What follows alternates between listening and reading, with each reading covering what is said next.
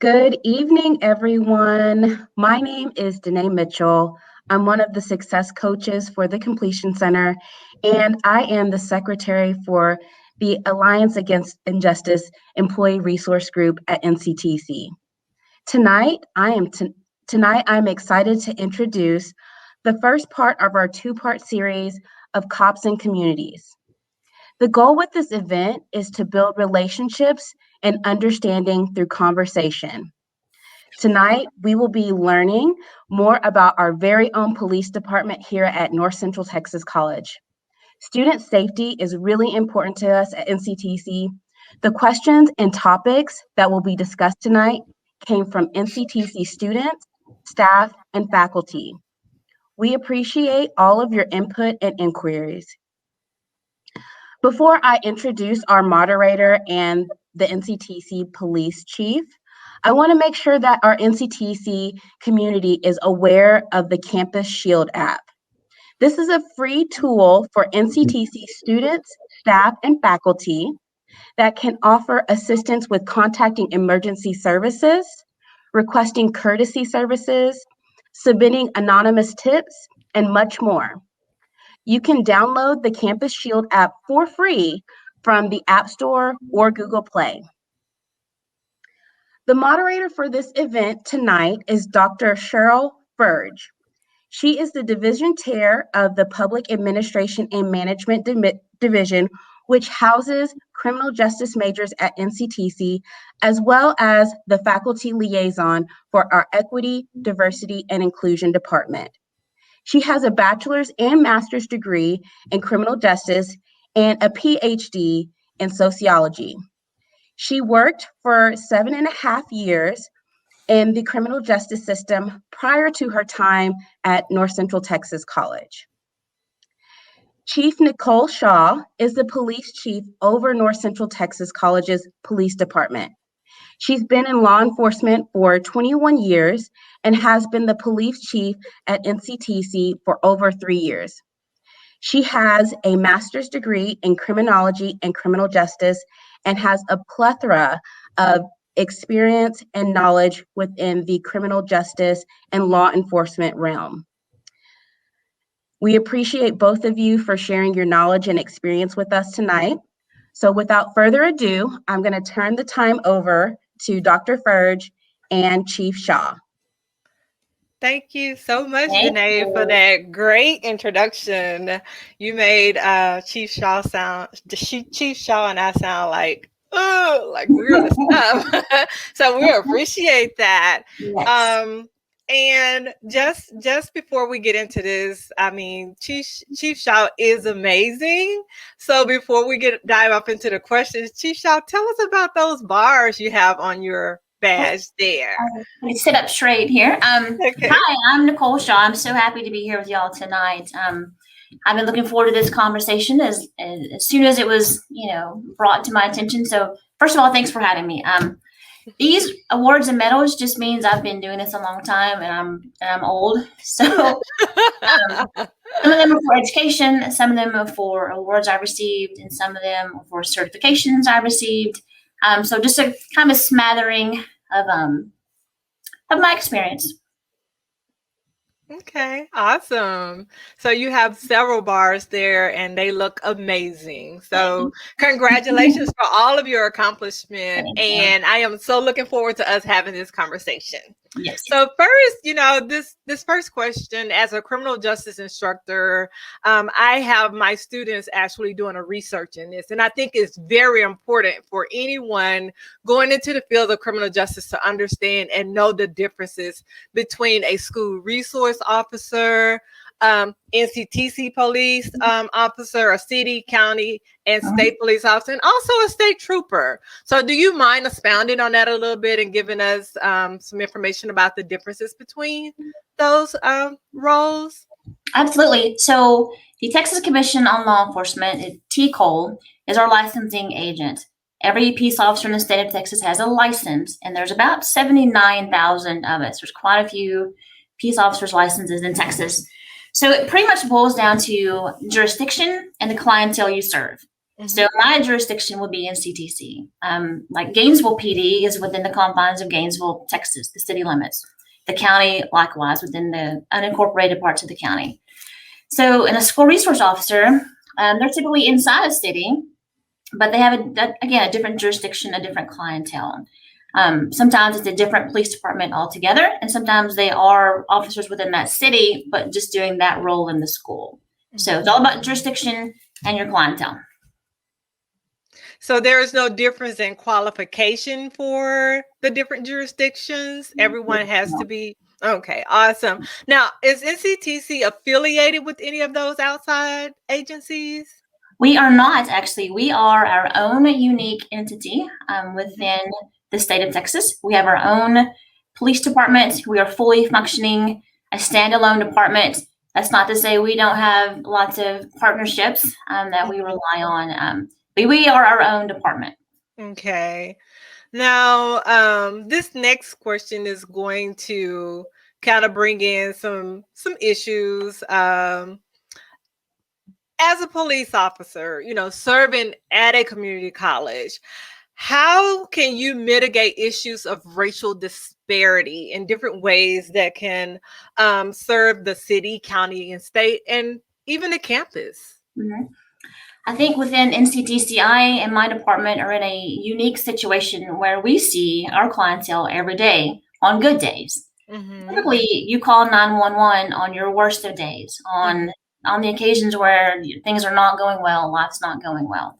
But we're here every day. We get to see everyone every day, which is such a blessing. So we get to know our clientele so much better than we ever would if we were serving a city or a county. So we know you know us. We get to see you every day, and I think that's the best way of just having conversations, just like we're doing, having conversations, getting to know someone. But our policies are also in such that there are organizations within law enforcement, such as the International Chiefs of Police Association, Texas Police Chiefs Association, and they come up with policies that do just that. They mitigate racial bias and implicit bias, and they hire experts and they write these policies so that we can adopt them. There's no use in reinventing that wheel when the wheel is already has been invented for us. So we just adopt their policies and procedures, and we train on those, and that's how we deal with that. True. Follow-up question: do you think, or do you make it a requirement for your officers to get to know the students and the population that they're to serve and protect? I don't know that it's a requirement, but when they are hired, they fully understand that who our clientele is. Hiring for a city or a state jurisdiction is so much different than a school organization. That type of officer is different. We're not, and I tell people this, and it sounds silly, like we're not kicking down doors, we're not writing tickets. We are serving a clientele in a much different fashion. We're helping them get to the bookstore. We're helping them jump off their car. So it's a much different person and officer that takes this position. So we get that over and done with upon hiring. We hire that person that understands that. Okay. Gotcha. Also, how do you mitigate expectations or preconceived notions, implicit biases, and make sure all needs are being met for all people who are involved in situations? It goes back down to the training and the policies that we enact. And again, I don't want to keep harping on it, but we know our people, we know our clientele in a different way than a city or state organization could. So it goes back to our policies are written and how we're trained on that, and then how we go about living that day to day. Do you all have specific trainings focusing on how to treat or how to police? Police may be not a good word, but how to work with under the underrepresented population, such as LGBTQ students, of color, undocumented students, etc. I'm sorry. No, go ahead. We are required to have 40 hours of training every training cycle, which is 2 years. Now, that doesn't sound like a lot, and most of us do well above that. But TCOL, our licensing agent, we have different mandatory topics that we have to cover. It's just, we have to do it. But there are also a lot of other subjects that I can mandate that my people do way above and beyond. You're not gonna be able to see this, but I want to show you. This is what TCOL says we have to do. Oh, that's a long list. And above that, this is what I say we have to do. And this, just read it a little bit. Community policing, campus policing, the Clary Act, cultural diversity, implicit bias, hate crimes, LGBTQ plus, sex crimes. I mean, there's so much above and beyond that we do training. Okay. How do you touch on realistic expectations versus personal experiences when it comes to policing? People come from a college from all different walks of life. And until you get to know that person and sit and talk with them, you don't know what their background is. I don't ever want to assume anything by the way you look or the way you speak that I know anything about you. I think that's ignorant. So we don't do that. Again, sitting down, having a conversation when they're going to class. How's your class going? How's this and that? I can tell you all day long we do that, but until you see me do that, until I actually care about you and I ask about your life, and that consistency is what helps overcome those assumptions, I think. Okay. So you consider them assumptions that people make, unrealistic expectations that people make about other people, or I think we are expected. I think sometimes people expect us to think a certain way, and maybe they think we are a certain way when we're not, or they think we think they are a certain way and they're not. There's just so many all these assumptions going on until we just get past it and just get to have a conversation. We can deal with all that. Yeah. Does that sometimes make the job a little hard?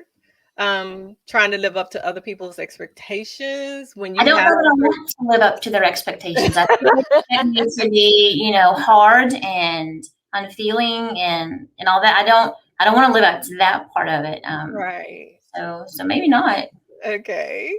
What sort of recruiting or hiring process do you have in place at Nctc? The same hiring process is statewide, the same steps. Our recruiting is, again, it takes a very special person to be on a college campus. It's not your typical writing tickets, going to calls. It's just very, very different. And the hiring process it's very lengthy. It can be up to 4 to 6 months long. And so people have the assumption, I want to be a cop and I'm going to apply and I'm going to get right on. Well, it's not that easy. That's not going to happen for you. You have to go to an academy. That's usually about 6 months long in and of itself. You turn in an application, you do some paperwork, a personal history statement. It's 20, 30 pages long.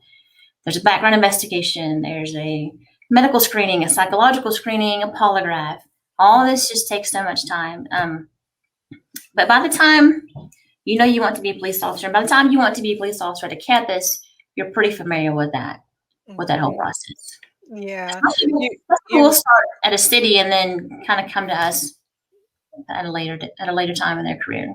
You mentioned the criminal background check. A lot of people really don't understand how important that is.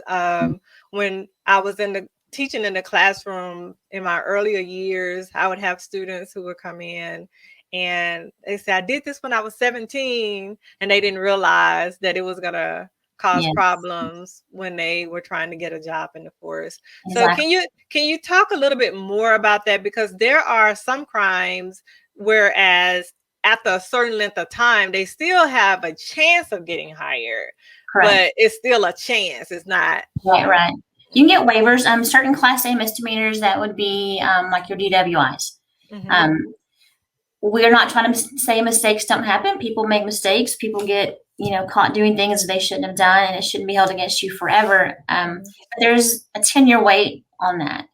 And when you're 21 trying to be a police officer, that 10-year wait, it seems like forever. And I get it. But yeah, things like that. There's a 5-year waiver. I've never seen that happen. So usually those are about the 10-year wait. Okay. And I tell people too, I say, careful, the choices you make now will have ripples effect, your whole life. So yeah. So be careful. Yeah. And also on that note, let's check on those social media accounts, because that will stay with you forever and ever. So be careful Yeah. Yeah, a lot of people don't know how that kind of data follows them, Right. forever too. And that once it's out there on the web, that's it. Forever. So Right. we do have to be careful about what we say and how we present ourselves on social media. That was one of the things I made sure to talk to students about. Good. But besides training for the police academy, your TCO training, because you all are required to do that every year. That's correct. What kind of training do you have in place at Nctc just for your officers? We have training outlets through a lot of online training. That seems to be the way of the future anymore, especially with COVID. COVID shut the world down. We use an agency called Police One, and they have a lot of tailored training just for college campuses. And like I showed you that sheet of paper a while ago, there's about 20 of those that I mandate for us. And they're welcome to go in there and take anything they want. But those, like I said, the implicit bias, the racial profiling, the human trafficking, all those are mandated for us. So are those trainings what you use to stay mindful of the changing in the laws, local, state, federal, Right. etc.? We have TCO mandates every 2 years. It's called legal update. So if there are any changes in the law, we have to take that course. And we take that course no matter. I can't remember a year that wasn't anything changed, but even if there was no change, we would still do a legal update. That's just mandated. There's a chief executive officer booklet that I have to keep track of all mandated training, all changes. And we also look at crime trends. Again, being on campus is very different. We're not looking at burglaries or anything like that, but maybe our neighbors are, and maybe our neighbors need our help, or maybe, we have witnesses or we know things. So we work with our law enforcement partners quite a bit to help in those crime trends. A few years ago, I requested a TCO manual. It's about that thick. That's just my part, the chief executive officer part. Yeah, and so one of the officers from Plano gave me a cheat book, and it was about this thin, and so it was small enough to keep in your pocket, and it had the crimes they most often dealt with instead of just. Because those laws are very extensive. I mean, they go through the elements of the crime, everything. So the TCO manual is pretty intense. How do you all keep up with all that in your head? Well, we're very smart, honestly. You're right. Those I have that little bullet as well. Elements of a crime, but we use them so often that we see the same people committing the same crimes, the same burglaries, the same assaults. You just get to where you know them. Anything else, you've used it so much, you just become familiar enough with it just to know what they are. Gotcha. What is the demographic makeup of the Nctc police force? So we have sworn personnel. That means officers with the TCO license, and we have non-sworn personnel. So sworn personnel, we have 7 white males, 1 Native American male, a Hispanic male, and then a white female. And then so for our full-time civilian officers, we have 3 white males and 1 white female. And then we also have part-time personnel that help us out quite a bit. 2 white males, a white female, and an African-American female. Okay. Do you, and this is a follow-up for that, do you feel that it is important to have a very diverse force? Absolutely. If everyone looked like me and thought like me, 1, what a boring world, and 2, you wouldn't have everything, all the other points of view, all the different experiences to bring to the table to problem solve anything. So absolutely. Okay. What would you do if you discovered one of your officers in your department belonged to a hate group? For example, all of their activity with this group has been conducted on their timeline, social media, as we just talked about, and no complaints have been filed about it, but their performance on their job is really good. But you have information saying that they are a part of this group. What would you do about that? That's a very easy question. They wouldn't wear the same badge that I'm wearing ever again. We joked earlier that, am I ever at home? I mean, I'm in my office right now. I'm a police officer 24 hours a day. And when you sign up for that and you raise your right hand, you commit to that. You don't get to do things like that in your off time ever. That's not the kind of person we want to hire anyway. But just in case that's not clear enough when you're hired, we have a law enforcement code of ethics. Again, you can't see it, but there's a lot of words on it. We have a code of conduct and conduct and professional standards, and it's very clearly states you can't make a comment, expression, either written or oral, which would deride, demean, condemn, ridicule any person based on race, ethnicity, sex, religion, sexual orientation, on or off duty. It doesn't matter if you're off duty. It doesn't matter. You're never off duty.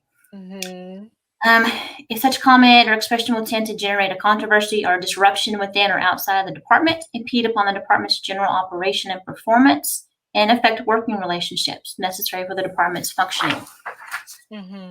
You can't say, well, he's only a racist off duty. He's not a racist on duty. Well, we all know that's ridiculous. So, but what would you do if that person posts a hateful message or a racist message, and they come to you and say, "Well, that's my First Amendment right. I can say what I want to say, and that's just how I feel. This doesn't affect my job. I'm still going to do my job, but that's how I feel. That's my message, and I have the right, according to the Constitution, to say that." And I would say, sir, madam, you absolutely have that right to say that. But you don't have the right to skirt the consequences of that for this job. Okay. Our job has a little more stringent, policies or procedures that we have to follow. You can say it, you can be it, but you're not going to do it here. Yeah. And it goes, both ways with us too. We're Nctc employees, whether we're in the classroom or outside the classroom, we still represent the college, and we have to make sure we do things accordingly. We all have to ingrain that in ourselves. Yes. Absolutely. What procedures are in place in the event that incidents have to be escalated beyond the Nctc administration or police force? That goes back to our partnerships. Even working at a municipality, there would be some incidents that were going to be more complex for us. We certainly have skills and training to do a lot of neat or tragic things, but sometimes it's going to involve a little more help than just us. So we would reach out to, a county or a crime scene tech or different investigators, the Texas Rangers, anything like that, if we need their help. And they would reach out to us too if they needed anything that we could provide. Speaking of situations that escalate, and I know a lot of people think about this sometimes, so I'm going to piggyback off this a little bit and just ask you, how do you compartmentalize those situations that happen and they kind of stick with you or they mess with your emotions? How do you compartmentalize those or deal with those so they don't affect your job performance? Yeah, so I've been doing this, like you said, 21 years. When I first started, we didn't talk about mental health. We didn't talk about our feelings. I remember I worked an accident one time where there were fatalities. And we went back to the station. I said, does anybody want to talk about that? And they looked at me like, I had a horn going out of my head. But thankfully, things were very, very different, where mental health is as important, if not important, than physical health, because one feeds into the other. It's this cycle. So now we are able to get mental health checkups, just like you would a physical checkup. There are mental health outlets. There are the employee assistance program. If you work for Nctc, which is confidential, I highly stress and encourage taking mental breaks, mental health days, getting your mind right days. Compartmentalizing can be difficult. And it can be hard, but it's part of the training. You learn to deal with what you need to deal with now, and you can deal with that at a later time. So. Yeah, and mental health days are good. I remember years ago, I want to say within 5 years of teaching, I had a student who was really wanting to be a state trooper, and she made it. Went through the academy, brought the pictures, came, took a picture with me and everything. As she got into the job, she went to several accidents. And the last accident was a man burning up in a car, and she quit. She's like, I can't take this anymore. So from that, I started taking students to witness an autopsy. so they can see the guts and the blood, that kind of stuff, And I had some students who stepped away from it after that. It was like, no, I'm not sure I want to do this, but I would rather them make that decision now. Absolutely. Than to get in it and then just have a mental breakdown or, start using drugs or whatever to hide the pain that they were feeling. Because as we stated before, it takes a long time to get on the street on your own. So that's a year, 2 years of your life wasted when you could have been doing something else. Once you saw that, you weren't going to be able to deal with it. So I think that's a great idea. Yeah. What role does Nctc police force play in Title IX investigation in cases? Only in so much that if it becomes a criminal investigation, if any harassment, anything like that rises to the level of a criminal complaint, then we can step in. Now, we can work in conjunction with those Title IX investigators up to a certain point. Employees, you have the Fifth Amendment right to not self-incriminate yourself. So once a complaint is made, you have to be totally honest with your employer.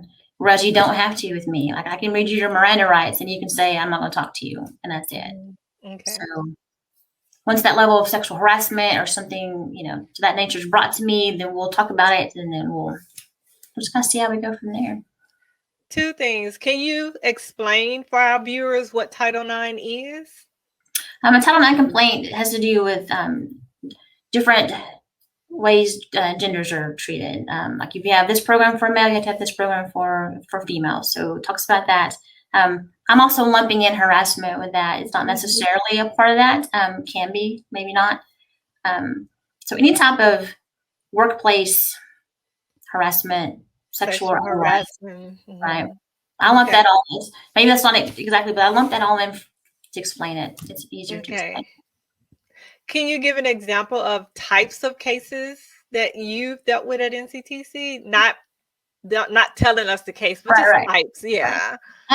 Harassment goes on a lot. Either that can be any mode of communication, computer, it's Snapchat, Instagram, Facebook, telephone.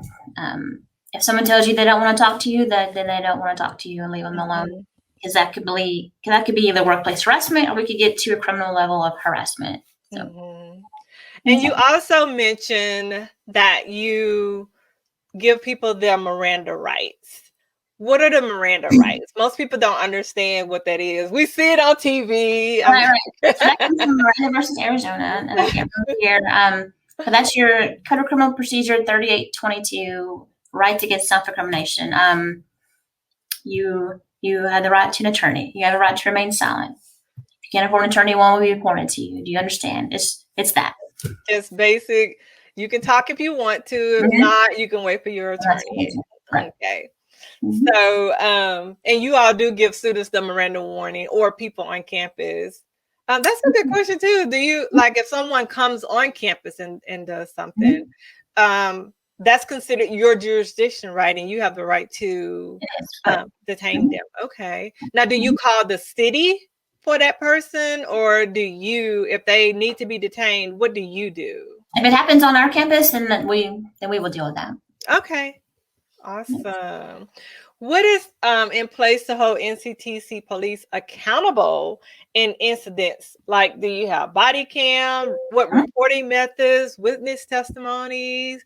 How do you go through and investigate the offenses? What kind of accountability do you have? Typically, someone will call me first. Okay. And I have a complaint log. This is blank, obviously. I'm not going to show you any names or anything like that. But that helps me keep track of complaints that are coming in. If there's a pattern, if someone's getting complained on more than others, for that. We do have body cams. Actually, once everyone completes their 2-hour training on the body cams, and those are going to be issued. So we will have body cams, and I can look at everyone's. As an officer, you can only look at your own, but I can look at everyone's, obviously. Around campus, there's cameras everywhere. There's more cameras than you could ever even imagine. They don't capture everything, but they capture a lot. And so I can see what happens with that too. And I don't think people know that. I don't think people know that there's. I don't think they know it either. They don't know it. There's also how to file a complaint. These are pamphlets. Now that we're opening back up, COVID's getting a little better. These will be placed at all the prominent areas. Mm-hmm. You don't have to walk up to an officer and say, I want to file a complaint on you. How do I do that? I don't expect anyone to do that. I want them to feel comfortable and safe doing so. So you can get these anywhere, or you can come directly to me. It doesn't, whatever you want to do, it's fine. And then the investigation goes from there. Okay. So if a person feel like they're being harassed, or if they feel like they're being stalked, they can come directly to you. Now, as for us as faculty members, do we come directly to you? Because that is a crime. How do we, I know we can fill out a CARES report, but would you rather us come directly to you too as well? It's going to eventually get to me, I hope. If you want to do the CARES report, that's handled more in-house, so to speak.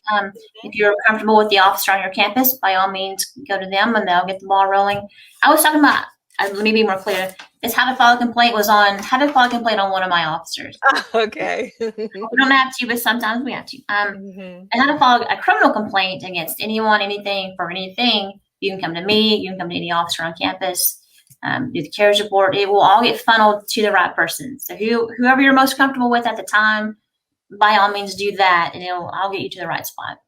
And we do at NCTC highly encourage people to file your complaints. Do not allow yourself to be harassed or feel uncomfortable in any kind of way, to the point where you don't feel safe at school anymore. We want you to know that we are here. Chief Shaw is here.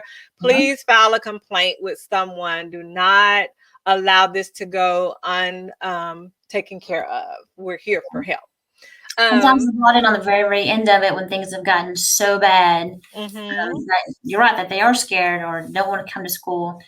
And I'm not to say that's right or wrong, but if I can get in sooner, I want to help you as soon as I can. Like you said, I want you to feel safe. I want you to have a productive career or college experience. I want you to be good coming now in. When those reports are made to you, are they is the person named anonymous? Does it remain anonymous until it just has to come out? It depends on what the victim wants. We try to give the victim as much power and control over the situation as we can. And that's with any case. If you want me to go and say, hey, this person doesn't want you to talk to me anymore, it's over. I can do that. Or it will come to a point where they'll have to know you had the right, to know your accuser at some point. But again, as much power and control to our victim as we can. We just kind of one-on-one, we play it by ear with whoever. Yeah. And I think sometimes too, that's the hesitation that victims have, because they know that their name is gonna have to come out. So they kind of like hesitant. But again, to our audience, if you're a student at NCTC, we are encouraging you to please don't be afraid, that we want you to feel protected by us. Okay. And just coming to talk to me, that doesn't mean we're going to court. It doesn't. Testifying. It just means we're going to have a conversation, and we'll help each other go down the right road. Exactly. So your job is so big, like big. And each day that you come to work, you never know what's going to happen. I mean, it's just one of those days. You just come in, and as soon as you sit down at your desk, you get this unexpected call. How do you best prepare yourself for those unexpected days, like a gun situation, active shooter, hate crimes on campus, a major car accident, just noise complaint? How do you prepare yourself for, I don't know what's going to happen today, but I'm prepared? How do you do that? I think it goes back to training and experience. The more you train and the more you see different things, the better off you are going into a situation. But two, when I get that phone call of something's going on, the time I get in my car and I get on scene, I've already ran through every scenario I can possibly think of. Every worst case scenario, no, this is going to go bad, this is going to go bad. So by the time I get there, and it's so much better than what I was thinking about, it's better to handle. But it just goes back again. You just have to expect the unexpected, and that becomes the expected, and that's very complicated. But when you know your day is going to be not what you planned, most days, you just roll with it. It's part of what makes it exciting, I think. I like it. And that's I think, not the challenging thing about your job, but the things that keeps you learning, because you never know. That's what you just have to tell yourself. I never know what's going when I wake up and put my gun on, my badge, everything. I never know what's going to happen. So you just kind of expect the unexpected anyway. You know, you don't go to work say, "Oh, I'm just going to sit at my computer and, work on these reports." But something may happen today. That's just how it is. How do you handle stuff like just a simple noise complaint? So that's to some people that's not real big, but if there's just a simple noise complaint, what do you do with that? Those are usually pretty easy. We just again we allow those to remain anonymous. No one needs to know who's complaining unless it continues and continues. But normally we just say, whatever noise this is, can we not make it as loud as it is? And they're very easy. And our kids are great. And I say kids, our young adults are great. They are here to learn. They are here to play baseball or volleyball or whatever. And they know what their goal is. And they know if they do anything outside, what they're supposed to be doing, that their future might be in jeopardy. So we don't have, I'm knocking on wood. You can't see it. So one of the things that that we often think about at Nctc, because we have campuses everywhere. So how far is your jurisdiction as the Nctc police force? So we have 6 campuses in 6 cities, 4 counties. So jurisdiction can be fun sometimes. And I'm looking for my notes on that. So we have what's on the campus, obviously, what is there. And then we also have anything adjacent to the campus. If there are buildings on campus that aren't even ours, but they're used for some things, that's ours. Anywhere, public property within campus bounds, we may not be using it for education, but it's ours. So pretty much, in a nutshell, our campus, the roadways around them, in any buildings, anywhere that are ours or that aren't ours on campus is ours. And that gets convoluted sometimes. Yeah. There's a car crash in front of the school. Like, whose is it? Again, those partnerships come into play with our law enforcement counterparts, and it all gets taken care of. So you have relationships with the local police departments in those areas, in our service areas. Absolutely. That was one of the first things I did when I came here, as well as the emergency management offices. The time to make introductions isn't when a disaster is on top of us. It's way before that. So I'm proud of us for that. We just got a new emergency management coordinator, and he's doing the same thing, making introductions. Here's our strengths and weaknesses. How can we help you? How can you help us? It's truly is all about those partnerships. So. Okay. Since you brought up your emergency management person, can you tell our audience what's the difference between your role and their role? Absolutely. He is more concerned with things like hazardous materials or natural disasters, weather, storm preparedness, things like that. Things that can be very, very bad, but maybe not a gun involved, or maybe things that aren't immediately. Things of that nature. So for those of you all who don't know, correct me if I'm wrong, Chief Shaw, when we get those little notices to say Nctc campus is closed, those usually come from our emergency management officer. So right. His name is Dylan Bannister. He's been with us a little over a month today. It's either he or I, depending on who's closest to their computer. Those are called line alerts because Nctc are the lines. And so everyone that's registered here or is employed here is automatically opted into those alerts. You have to opt yourself out, which I do not recommend. There's no reason to do that. If I'm waking you up at midnight, there's a good reason, I promise. Wake me up because I want to know. Yes. Yes.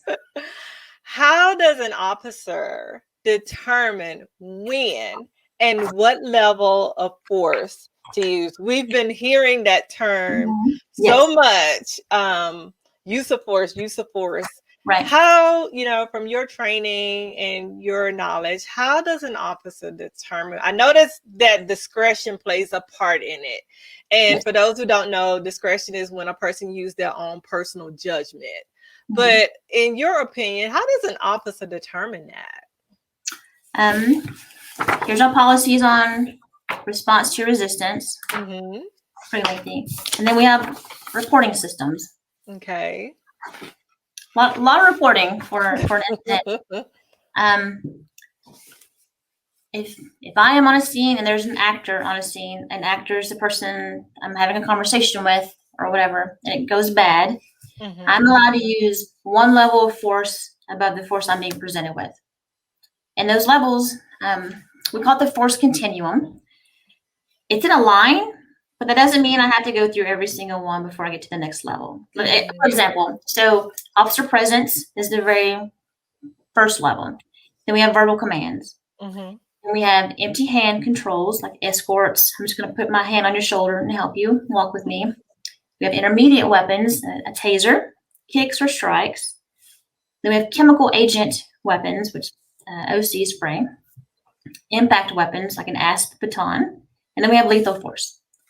So if you come at me with a knife, that's deadly force, and I get to meet you with deadly force. If you're just like squirming around and won't come with me, I can use one above that.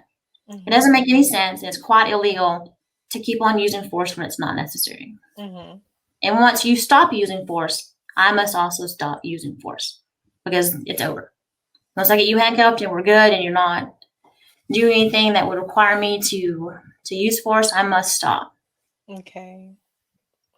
So speaking of use of force, how do you handle, just say if your officers have been involved in a serious use of force situation, and this could be just a scenario because you may not have done this at Nctc. This may come from your experience with, the other police department. But if your officers come to you and they had to use force and it was a very traumatic experience for them, how do you highly recommend that they deal with that trauma? Or do you allow them, if they say, I'm okay, you just take their word and go for it? That's a great question. Since we're taking mental health much more seriously, we can do what's called a fitness for duty. And it's a mental health evaluation, and it's not, you don't get to choose on that. If it's assigned to you, then you have to go. I've seen that done, and I've seen it where a person was like, no, I'm totally okay. And it was mandated they had this fitness for duty, and they weren't okay. It's good that we find that out now and deal with it now, like you said, instead of self-medicating with the alcohol and drugs and all the other things that we don't want to do. So I've seen it. Yeah, I think it's effective. So you have the right to make that call, even though they're saying, I'm okay, I can handle this, I'm over it, I'm still good for work. You have the right to make that call and say, I need you to do this. Right.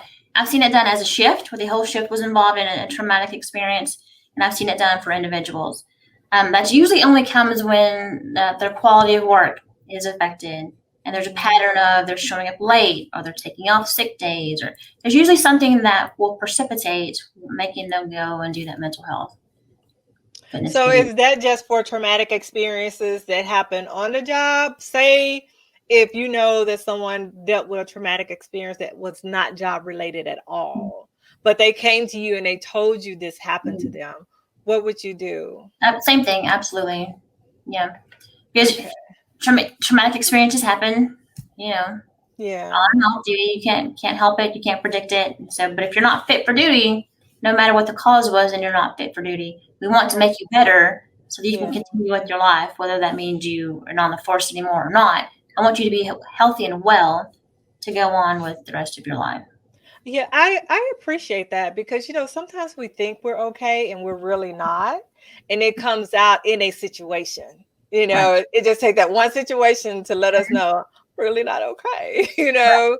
Right. So and sometimes we need somebody else to be that push for us to say, you're not okay. I know you think you are, but let me help you help yourself with this situation. I like that. Very good.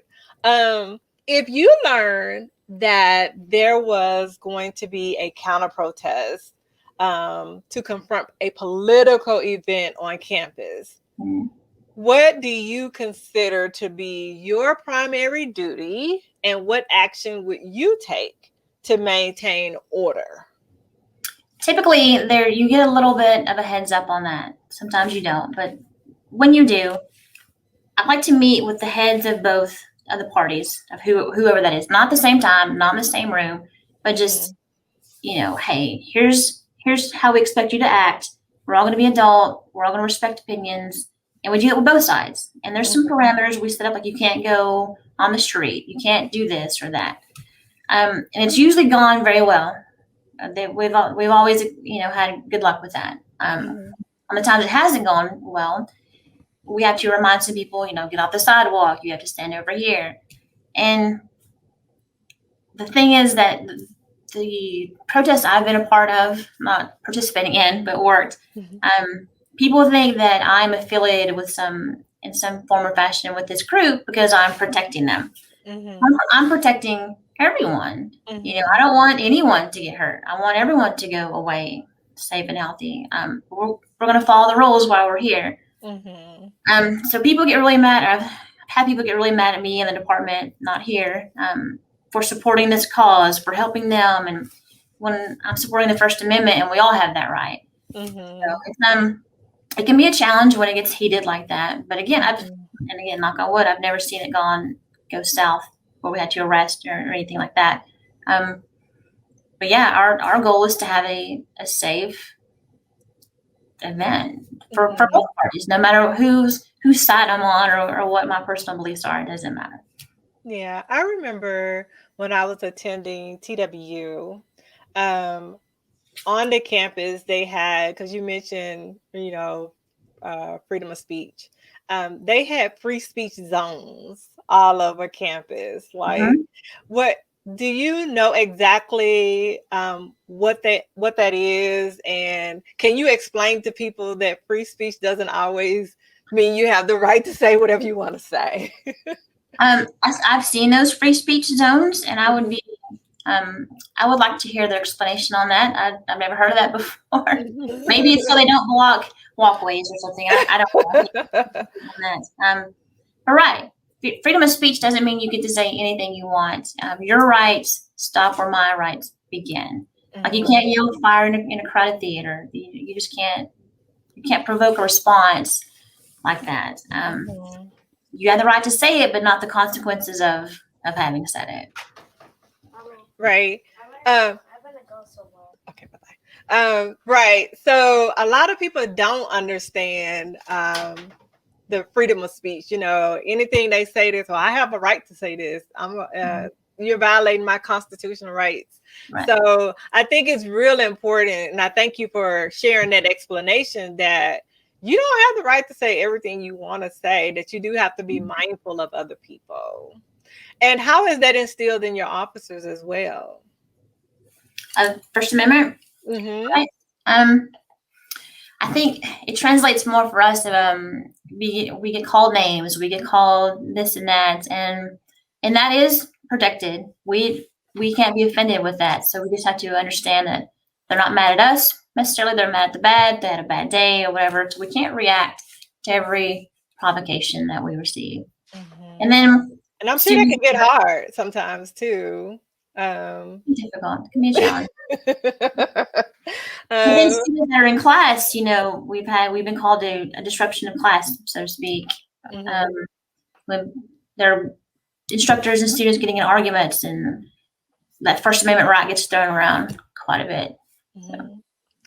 If you know that's good to know. If you know that there are students on campus that just don't trust the police at all, what do you have in place, or what would you do to gain those students' trust? So I don't have the knowledge of their background. I don't know what got them to that point. And I don't know that I would necessarily go and pinpoint that students say, why don't you trust me? What can I do? I think that's counterproductive as well. I think the policies and procedures we have in place, and not only do we talk the talk, we walk the walk, and that consistency of kindness, fairness, equity to everyone, no matter what marginalized group you're in. I think that consistency and those actions will help with that quite a bit. It's very easy for me to tell you, I care about you, I want your success. But when I show you that every day, I think that's entirely different, a different situation. Yeah, I agree. Because I think sometimes we compartmentalize people into one category and, we say, well, all of them are like that. And that's not necessarily true. And sometimes it just takes one person to show them that not everybody in this group is like this. So you're right. Just walking it, talking it, and being that example is a great way to gain the trust. And I think eventually their hearts will soften and say, wow, I can't believe she helped me get my keys out my car, so those little things, it's just the little things that help out. Question, I just mentioned car. So the next question is about a car. What circumstances constitute the search of someone's car or personal belongings? So those are good questions. Two totally separate. So let's go with car for now. Okay. Let's say easiest ones, I'm on a traffic stop. And if there's anything that's in plain sight or plain smell or anything like that, that's called probable cause. Facts and circumstances that would lead a normal, reasonable person to believe a crime has been committed and this person is committing that crime. So if I smell marijuana in your car, that leads me to believe there's probably marijuana in your car. And I'm going to search it, looking for that. That's very simple, basic. Now, searching someone's person or belongings, that's way totally different. That's a much higher expectation of privacy with your body and yourself and your home and your possessions.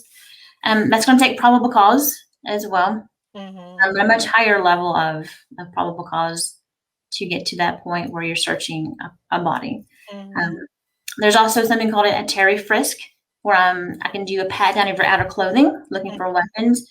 But you have to be really able to articulate that it's not just a Terry Frisk because you wanted to frisk someone. You have to have articulable reasons why you thought this person had a weapon. It's all about articulation.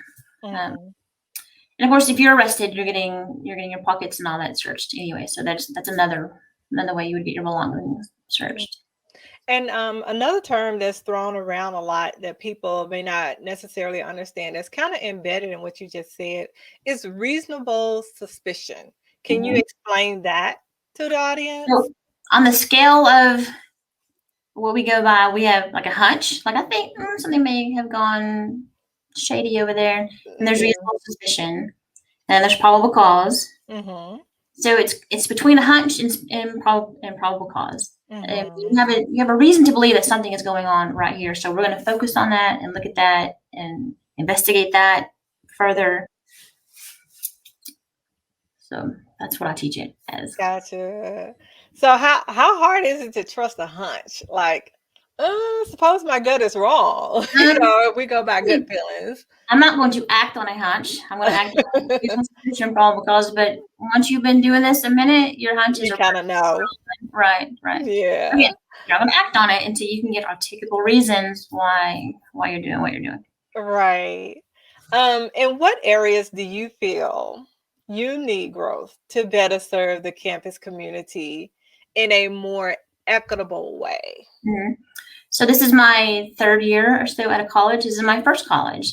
So this is a whole entire new environment for me. So me just learning and growing and meeting everyone and finding meetings like this and having conversations of what your expectations are of me. So I know how better to train and lead my folks to meet your expectations. Okay. In what ways do you feel you have a positive presence within the Nctc community? I think just being seen, like I said a while ago, walking the walk and talking talking the talk, consistency, being there, doing what we say we're going to do. People's perception of their safety. I know they're safe. I know the crime statistics for the department, but if someone doesn't feel that way, then their perception is their reality. So wanting people to perceive their safety. It's just, and again, just having conversations like we are. Yeah. So would you dig deeper if someone came to you and say, I don't feel safe around your officers. I don't feel safe around you. Would you have a conversation with that person, or would you recommend that they talk with counseling? Like, how would you, if somebody actually verbalized to you, I don't feel safe around you, your officers? Again, and I would let them lead that conversation. Do you want to talk to me about that? Do you want a third party to intervene in that? But at the end of the day, I mean, I definitely want to know what that situation is about and how we can come to an agreement, what we can all do better to fix that problem. So I would let them lead that. I would want to have that conversation, but if they weren't comfortable with that, then I would let them have that conversation with someone else. Back to mental health. Are you all trained to deal with students who have, or just people in general who have mental health issues? More and more that's being mandated for us, and I think that's a good thing. I think having mental health training as well as just conversational, how to speak with people differently. In the years I've been doing this, it shifted from just being a brute force, which wasn't great, to more, conversational. How do we fix this problem as much more so than it was? And I think that's good. I'm not a mental health professional, and I don't pretend to be, but I know more now, certainly in the past 5 years, than I've ever known before, and how to have conversation with people, with different ailments. So I think it's really moving that direction. Yeah, it's definitely coming out more and more. People, I think the other thing is too, people are being more open with explaining or sharing that they have a mental health issue. Some people still try to mask it, but some people are very open with saying, I have severe anxiety, things and like that will change the way I speak with you. I mean, just knowing where I can meet you helps so much. Knowing what level, what our environment needs to look like is so helpful for me.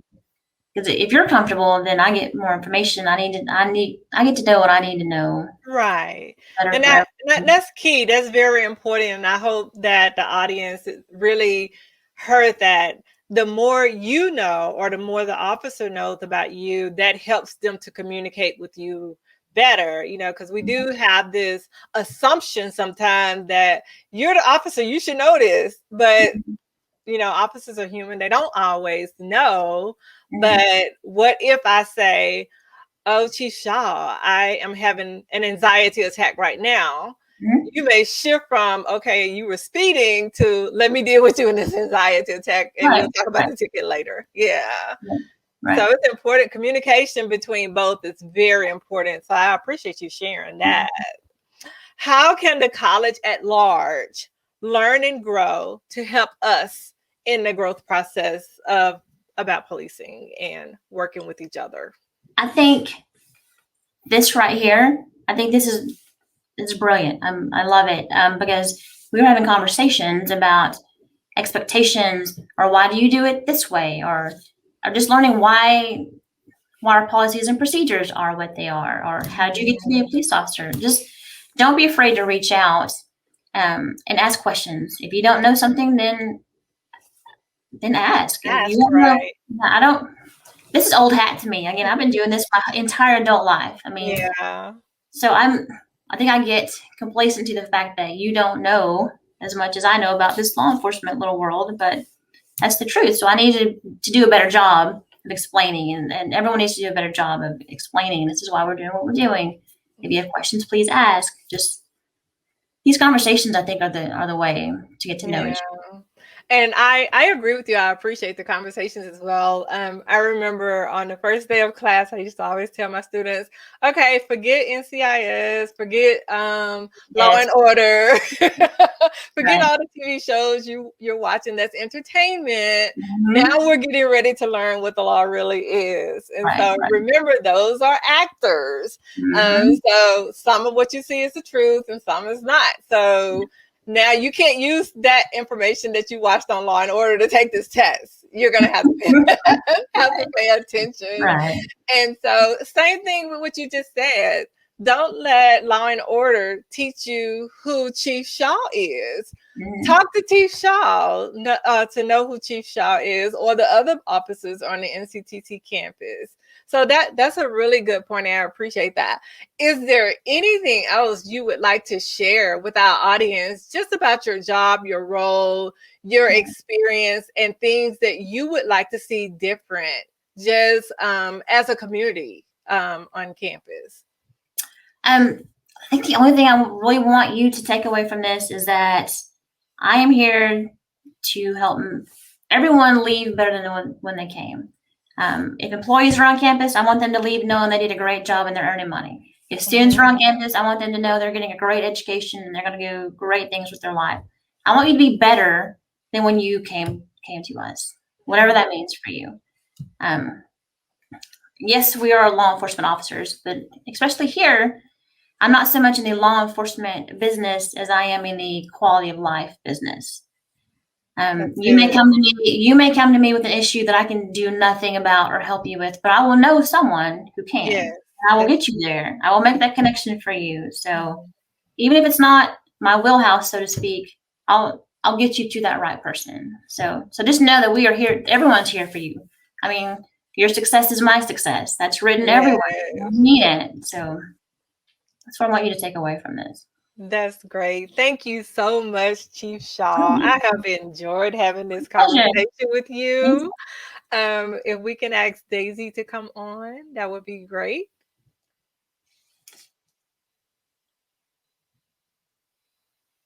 I don't see any questions in the comments. There's Daisy. So, Daisy, we have gone and we have asked questions. Do we have any questions from? No questions at all? We do not have any questions. I want to thank you, Chief Shaw, for doing this. I know the employee resource groups have been wanting to do this for a while, so really appreciate it. Dr. Burge, thank you for moderating the event.